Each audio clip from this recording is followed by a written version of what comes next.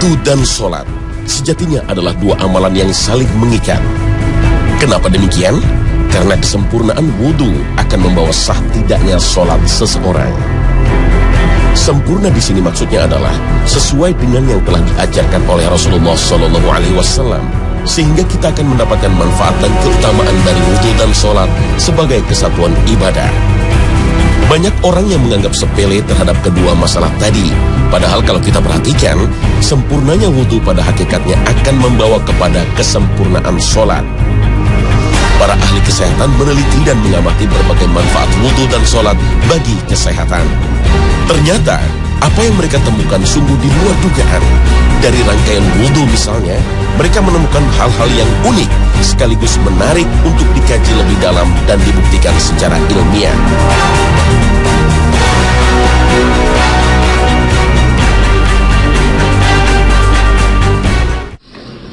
Allahu Akbar. Assalamualaikum warahmatullahi wabarakatuh. Selamat pagi pemirsa Trans 7. Khazanah Ensiklopedia Islam Dunia pagi ini kembali hadir ke hadapan Anda untuk berbagi pengetahuan dan saling menasihati dalam kebajikan.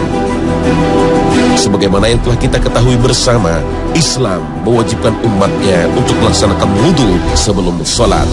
Allah Subhanahu wa Ta'ala berfirman, Ya ayyuhalladzina amanu idza qumtum ila sholati faghsilu wujuhakum wa aydiyakum ilal marafiqi wamsahu bi ru'usikum wa arjulakum ilal ka'bayn. Sebagian ulama menilai wudu bertujuan supaya tubuh bersih sebelum menghadap Sang Khalik. Karena sholat yang tidak dilakukan tanpa wudu, maka sholatnya tidak sah. Selain membersihkan tubuh, wudu juga dipercaya bertujuan untuk mensucikan manusia lahir dan batinnya. Wudu diyakini dapat menggugurkan dosa-dosa yang kecil yang pernah manusia lakukan, sebagaimana sabda Rasulullah SAW. Barang siapa yang berwudu dengan sempurna, maka akan keluar dosanya dari tubuhnya. Bahkan akan keluar pula dosa-dosa itu dari bawah kuku-kukunya. Hadis riwayat Muslim. Namun lebih daripada itu, ternyata wudu mempunyai manfaat lain terhadap kesehatan manusia. Di antaranya adalah keutamaan mencuci tangan. Kulit merupakan organ yang terbesar pada tubuh kita, terutama untuk membungkus tubuh serta melindungi tubuh dari berbagai ancaman kuman dan racun. Fungsi ekskresi atau tempat pembuangan zat-zat yang tak berguna melalui pori-pori. Begitu besar fungsi kulit, maka kestabilannya ditentukan oleh derajat kesamaan dan kelembaban. Bersuci merupakan salah satu metode untuk menjaga kestabilan, khususnya kelembaban kulit. Kalau kulit sering kering, maka akan sangat berbahaya bagi kesehatan kulit, terutama dengan mudahnya terinfeksi kuman. Dengan bersuci, berarti terjadinya proses permajaan dan pencucian kulit, selaput lendir, dan juga lubang-lubang tubuh yang berhubungan dengan dunia luar atau pori-pori kulit, rongga mulut, hidung, dan telinga. Sebagaimana yang telah diketahui, bahwa kulit merupakan tempat berkembangnya banyak kuman dan flora normal. Di antaranya Staphylococcus epidermis, Staphylococcus aureus, Streptococcus pyogenes, Mycobacterium atau penyakit TBC kulit. Begitu juga dengan rongga hidung terdapat kuman Streptococcus pneumonia. Seorang ahli bedah diwajibkan membasuh kedua belah tangan ketika setiap kali akan melakukan operasi sebagai sterilisasi dari kuman. Cara ini dikenal pada abad ke-20, sebagaimana kita ketahui bahwa Jepang membutuhkan 100 tahun untuk membiasakan mencuci tangan. Kampanye cuci tangan juga sedang gencar-gencarnya di media massa, padahal umat Islam sudah membudayakannya sejak abad ke-14 yang lalu. Keutamaan berkumur-kumur. Berkumur-kumur berarti membersihkan rongga mulut dari penularan penyakit. Sisa makanan sering mengendap atau tersangkut di antara sela-sela gigi yang jika tidak dibersihkan, maka akan terjadi pertumbuhan kuman. Dengan berkumur-kumur secara benar dan dilakukan 5 kali sehari, berarti tanpa kita sadari dapat terhindar dari yang namanya infeksi gigi. Penelitian modern membuktikan bahwa berkumur-kumur dapat menjaga mulut dan tenggorokan dari radang dan menjaga gusi dari luka. Penelitian lainnya dari berkumur-kumur adalah bisa menguatkan otot-otot wajah dan wajah selalu tampak segar. Istinsyaq atau menghirup air dengan lubang hidung. Istinsyaq berarti menghirup air dengan lubang hidung melalui rongga hidung sampai tenggorokan bagian hidung. Fungsinya untuk mensucikan selaput dan lendir hidung yang tercemar oleh udara kotor dan juga kuman. Selama ini kita ketahui selaput dan lendir hidung merupakan basis pertahanan pertama pada pernapasan. Penelitian ilmu modern yang dilakukan oleh tim kedokteran Universitas Alexandria membuktikan bahwa kebanyakan orang berwudu secara kontinu, maka hidung mereka bersih dan bebas dari debu serta bakteri. Dengan sering melakukan istinsyaq atau menghirup air dengan lubang hidung, maka akan terbebas dari radang dan bakteri. Membasuh wajah dan kedua telapak tangan. Membasuh wajah dan kedua telapak tangan sampai sikut memiliki manfaat yang sangat besar dalam menghilangkan debu dan bakteri. Di samping itu, membasuh wajah dan kedua telapak tangan sampai sikut juga dapat menghilangkan keringat dari permukaan kulit serta membersihkan kulit dari lemak. Membasuh kedua telapak kaki. Membasuh kedua telapak kaki dengan memijat secara baik dapat mendatangkan perasaan tenang dan nyaman, karena telapak kaki merupakan cerminan seluruh perangkat tubuh. Orang yang berwudu seakan-akan memijat seluruh tubuhnya satu persatu, padahal ia hanya membasuh kedua telapak kakinya dengan air dan memijatnya dengan baik. Ini merupakan salah satu rahasia timbulnya perasaan tenang dan nyaman yang dirasakan oleh seorang muslim setelah berwudu. Sebagaimana sebuah sabda Rasulullah SAW yang menjelaskan apabila seseorang sedang marah, maka berwudulah, karena perbuatan itu akan menenteramkan hati. Sesungguhnya marah itu dari setan, dan setan terbuat dari api, dan api hanya bisa dipadamkan oleh air. Oleh karena itu, apabila seorang di antara kamu marah, maka berwudulah. Hadis riwayat Abu Daud.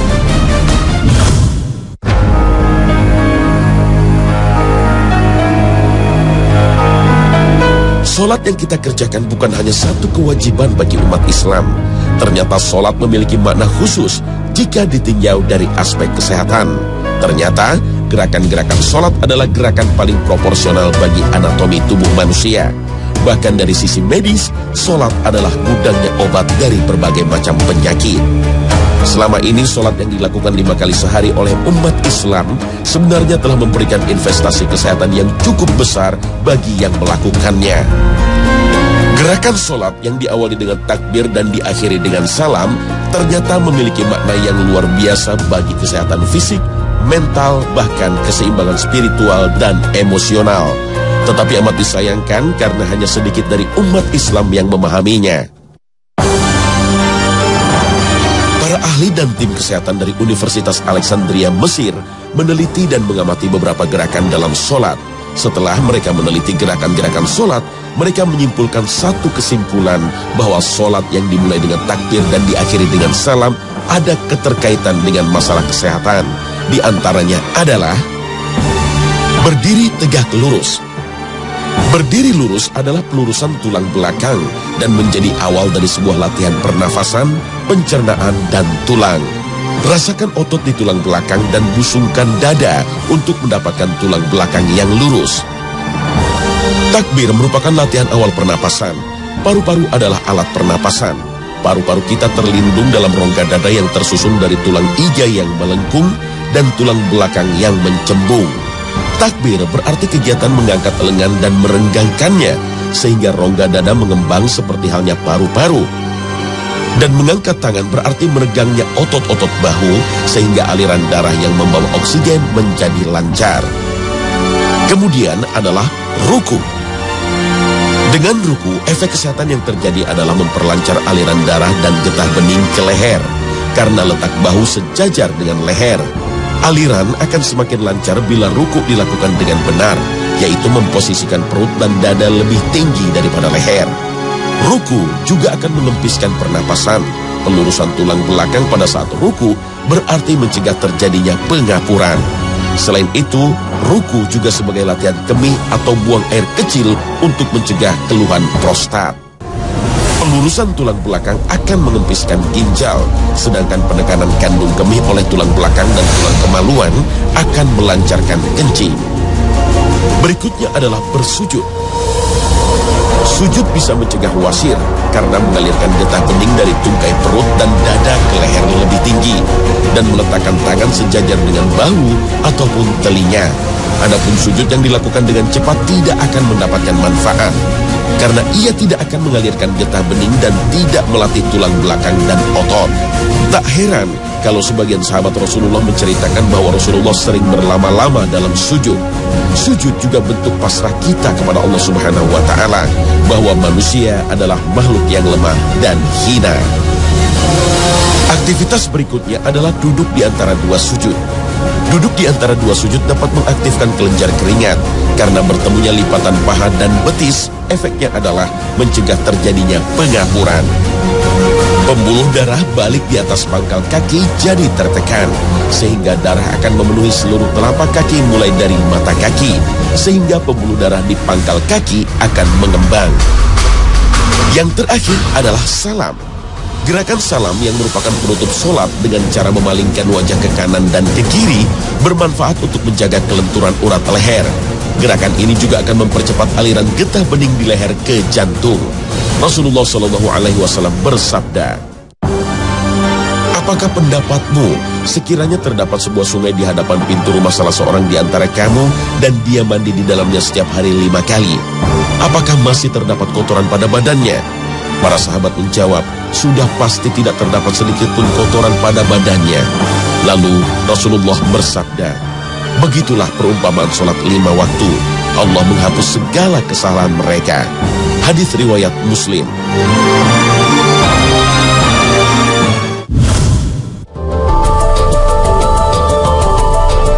Rasulullah SAW bersabda, "Tidak akan diterima sholat salah seorang dari kalian apabila ia berhadas hingga ia berwudu." Hadis riwayat Bukhari Muslim. Wudu apabila dilakukan dengan benar dan sesuai dengan apa yang telah dicontohkan oleh Rasulullah SAW, maka sudah barang tentu akan mendatangkan keutamaan yang sangat banyak bagi orang yang mengerjakannya. Para ulama membagi beberapa fadilah atau keutamaan dalam berwudu, diantaranya adalah: pertama, berwudu apabila dilakukan dengan sempurna sesuai dengan yang telah dicontohkan oleh Rasulullah SAW, maka wudunya akan menggugurkan berbagai dosa yang telah dilakukannya, yaitu dosa-dosa kecil, dan akan meninggikan derajat orang yang suka berwudu. Hal ini dijelaskan dalam salah satu hadisnya yang berbunyi, dari Abu Hurairah radhiyallahu anhu bahwa Rasulullah SAW bersabda, "Maukah kalian aku tunjukkan kepada sesuatu yang dengannya Allah akan menghapuskan dosa-dosa dan menaikkan derajat?" Para sahabat menjawab, "Mau, wahai Rasulullah." Beliau bersabda, menyempurnakan wudu pada saat-saat yang tidak disukai, memperbanyak langkah ke masjid dan menunggu sholat berikutnya setelah melakukan sholat. Maka itulah yang dinamai ribaf, berjaga-jaga di garis perbatasan. Hadis riwayat Ahmad, Muslim, Tirmizi, dan An-Nasai. Dalam hadis tersebut terdapat kalimat ribaf. Adapun ribaf adalah perbuatan yang dilakukan oleh orang muslim untuk mengamankan negaranya di daerah perbatasan antara daerah kaum muslimin dengan daerah musuh. Maksudnya adalah pahala orang yang berwudu disamakan dengan pahala orang yang melakukan ribaf. Kedua, orang yang berwudu akan mendapatkan cahaya pada wajah, kedua tangan, dan kedua kakinya. Rasulullah SAW bersabda, dari Abu Hurairah radhiyallahu anhu, ia berkata, "Aku pernah mendengar Rasulullah SAW bersabda, sesungguhnya umatku akan dihadirkan pada hari kiamat dengan wajah, tangan, dan kaki yang bercahaya karena bekas-bekas wudu mereka. Karenanya barang siapa di antara kalian yang bisa memperpanjang cahayanya, maka hendaklah dia lakukan." Hadis riwayat Bukhari dan Muslim. Ketiga, orang yang berwudu dengan baik dan benar, maka dosa-dosa yang dilakukan oleh anggota wudunya akan keluar atau terhapus bersamaan dengan keluarnya tetesan air wudunya. Dari Abu Hurairah radhiyallahu anhu bahwa Rasulullah sallallahu alaihi wasallam bersabda, apabila seorang hamba muslim atau mukmin berwudu lalu membasuh wajahnya, maka keluarlah dari wajahnya segala dosa-dosa karena penglihatan matanya bersama dengan air atau bersama tetes air yang terakhir. Apabila membasuh kedua tangannya, maka keluarlah dari kedua tangannya segala dosa-dosa karena perbuatan kedua tangannya bersama dengan air atau bersama tetes air yang terakhir. Apabila membasuh kedua kakinya, maka keluarlah dari kedua kakinya segala dosa-dosa yang ditempuh oleh kedua kakinya bersama dengan air atau bersama tetes air yang terakhir, sehingga ia keluar dalam keadaan bersih dari dosa-dosa. Hadis riwayat Ahmad, Muslim, Tirmizi. Kelima, orang yang selalu berwudu dengan baik dan benar, maka akan diberi pilihan untuk masuk ke surga melalui 8 pintu surga yang dia sukai. Rasulullah SAW bersabda, barang siapa di antara kalian berwudu lalu menyempurnakan wudunya kemudian berkata, aku bersaksi bahwa tiada Tuhan yang berhak disembah melainkan Allah, dan aku bersaksi bahwa Nabi Muhammad adalah hamba dan Rasul utusannya, maka akan dibukakan untuknya pintu surga yang 8, dan dia bisa masuk ke dalamnya lewat pintu mana saja yang dikehendakinya. Hadis riwayat Muslim. Rasulullah SAW telah mengajarkan kepada kita supaya melaksanakan wudu dengan baik dan sempurna. Pertama, niat wudu di dalam hati tanpa diucapkan. Karena Nabi Muhammad SAW tidak pernah melafazkan niat setiap kali berwudu atau amal ibadah lainnya kecuali haji dan umrah. Kedua, membaca bismillah. Ketiga, membasuh kedua telapak tangan sebanyak 3 kali. Keempat, berkumur-kumur serta menghirup air ke dalam hidung dan dilakukan bersamaan dengan 1 telapak tangan sebanyak 3 kali. Kelima, mengeluarkan air dari hidung sambil tangan kirinya memegang hidung. Keenam, membasuh seluruh muka sampai batasan muka dengan telinga dan batas pertumbuhan rambut sampai ujung dagu sebanyak 3 kali. Ketujuh, membasahi telapak tangan kemudian menyela-nyela jenggot kalau ada. Kedelapan, membasuh kedua tangan dari ujung jari sampai dengan sikut sebanyak 3 kali, dimulai dengan tangan kanan kemudian tangan kiri. Kesembilan, mengusap kepala, yaitu dengan membasahi tangan kemudian menyapukannya dari kepala bagian depan sampai bagian belakang, lalu mengembalikannya ke tempat semula atau bagian depan sambil memasukkan jari telunjuk ke dalam lubang telinga dan mengusap bagian luar dan belakang dengan jempol sebanyak 1 kali. Kesepuluh, membasuh kedua kaki, yaitu dari ujung jari sampai dengan mata kaki sambil menyela-nyela jari-jari kaki, dimulai dari yang kanan kemudian yang kiri sebanyak 3 kali. 11. Berdoa dengan mengucapkan Asyhadu an la ilaha illallah wa asyhadu anna Muhammadan abduhu wa rasuluh. Allahumma ja'alni minat tawwabina waj'alni minal mutatahhirin. Aku bersaksi bahwa tiada Tuhan yang berhak disembah melainkan Allah, dan aku bersaksi bahwa Nabi Muhammad adalah hamba dan Rasul utusannya. Ya Allah, jadikanlah aku termasuk orang-orang yang bertaubat, dan jadikanlah aku termasuk orang-orang yang mensucikan. Salat adalah ibadah yang agung, ibadah yang dibuka dengan takbir dan diakhiri dengan ucapan salam. Salat juga merupakan ibadah yang terpenting setelah kedua kalimat syahadat, sebagaimana sabda Nabi Muhammad SAW. Islam dibangun di atas 5 landasan. Persaksian tidak ada ilah selain Allah dan sesungguhnya Muhammad utusan Allah, mendirikan salat, menunaikan zakat, haji, dan puasa Ramadan. Hadis riwayat Al-Bukhari dan Muslim. Salat sejatinya penghubung antara hamba dengan Tuhannya, karena ketika salat seorang hamba sedang berdiri di hadapan Allah Azza wa Jalla, di mana ia akan berdoa kepadanya dan selalu memohon. Salat 5 waktu mempunyai beberapa keistimewaan dan kekhususan tersendiri jika dibandingkan dengan kewajiban-kewajiban yang lainnya. Di antara kekhususannya adalah salat 5 waktu merupakan ibadah yang Allah Ta'ala syariatkan kepada nabinya secara langsung tanpa melalui perantara malaikat. Berbeda halnya dengan kewajiban lainnya yang diwajibkan melalui perantara malaikat. Salat 5 waktu diwajibkan di langit, sementara kewajiban-kewajiban yang lainnya diwajibkan di bumi.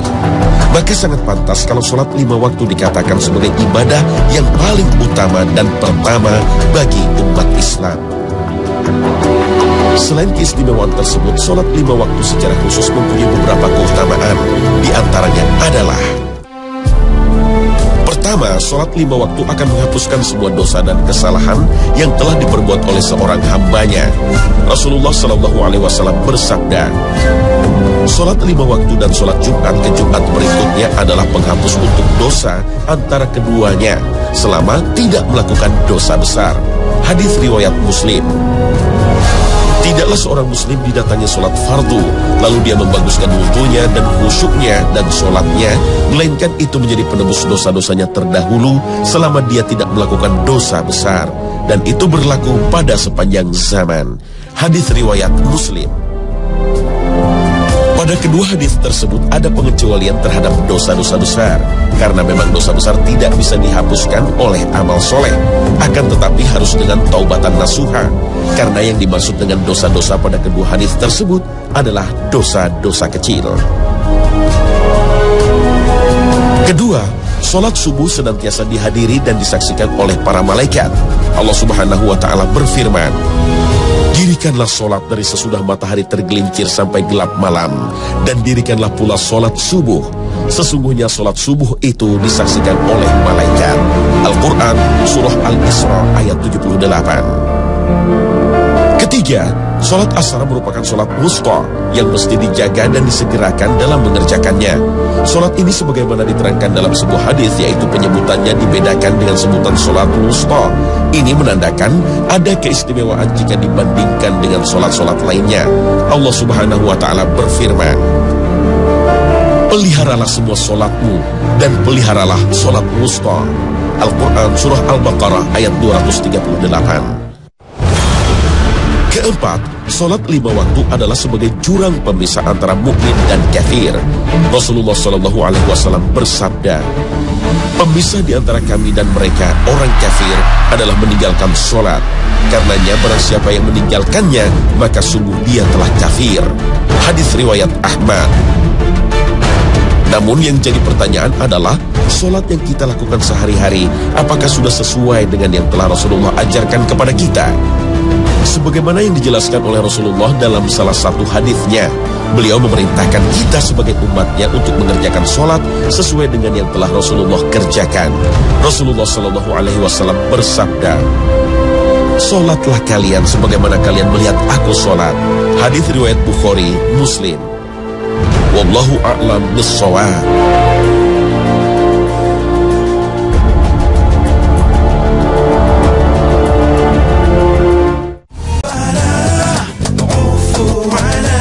Nah pemirsa, inilah akhir kebersamaan kita dalam khasanah pagi ini. Mudah-mudahan dengan kita mengetahui bahwa wudhu merupakan sebagai syarat sahnya sholat, kita akan betul-betul memperhatikan dan melakukan wudhu dengan baik dan sempurna, sebagaimana yang telah Rasulullah SAW contohkan melalui berbagai hadis-hadisnya. Semoga dengan mengetahui berbagai keutamaan wudhu maupun sholat, akan semakin menemukan diri kita untuk mempelajari Islam ini dengan sungguh-sungguh. Dan semoga dengan pembahasan ini bisa memperluas khasanah keilmuan kita. Mudah-mudahan Allah senantiasa membimbing kita agar selalu berada dalam jalan yang Allah ridhai. Terima kasih atas perhatian Anda, dan wassalamualaikum warahmatullahi wabarakatuh.